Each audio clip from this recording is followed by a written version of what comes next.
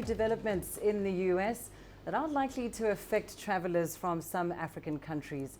The U.S. State Department says it will stop issuing certain visas to citizens from Eritrea, Guinea, Sierra Leone and Cambodia.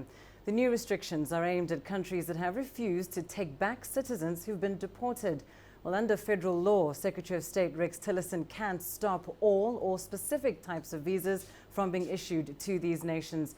President Donald Trump has stepped up efforts to crack down on immigrants who are in the United States illegally. Well, for more on this now, let's go to CGTN's Daniel Reintjes. He's standing by for us in Washington. Daniel, we do understand now that since this new travel ban was mentioned, we understand that Sierra Leone has now since agreed to take back its citizens who've been deported from the U.S. What more can you tell us about this? Right, so the reason that the U.S. did this was because these countries, in their view, were not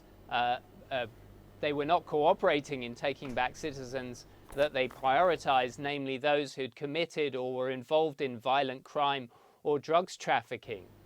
So in order to provide some incentive for movement on that issue, they issued a statement or a letter to the State Department saying that these were non-compliant countries. And then it was up to U.S. Secretary of State Rex Tillerson to decide which, in a menu of different non-immigrant visas, he would apply a suspension on.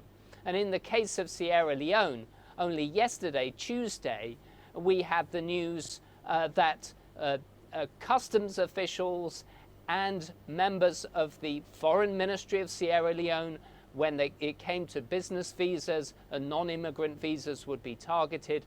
And then today we've had a radio statement from the Foreign Ministry spokesman talking locally, saying that they've agreed to accept 20 individuals from that country who were involved or alleged to have been involved in violent or drug-related offensive.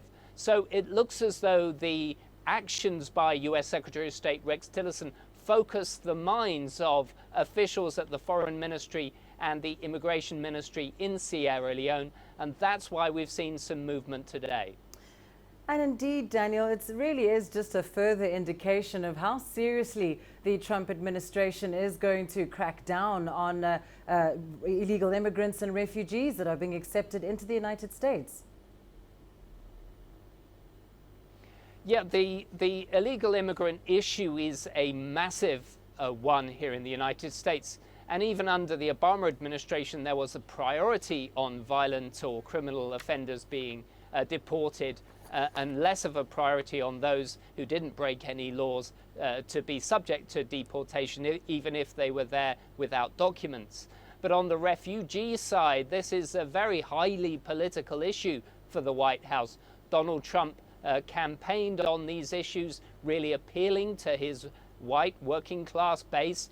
And now we see reports from the New York Times suggesting that one of the White House insiders, who's an immigration hardliner, wants to further reduce the cap on the number of refugees that the United States will bring in.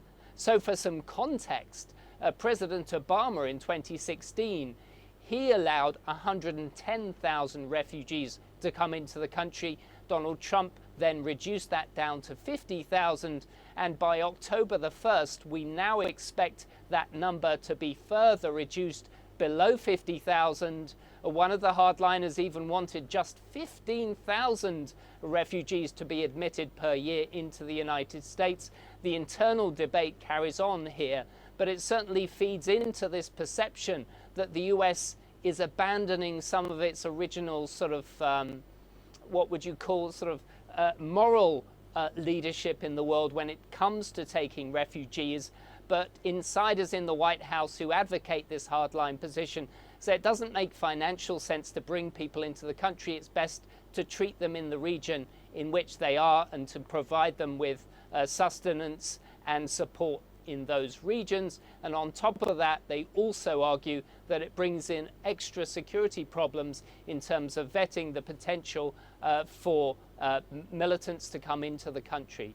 So it's a very highly charged issue here, and I expect that the New York Times reporting is fairly accurate, and we may even see a further reduction in the number of refugees who are allowed to be admitted each year into the United States. Back to you. Daniel Reinters, thanks very much joining us there from Washington, D.C.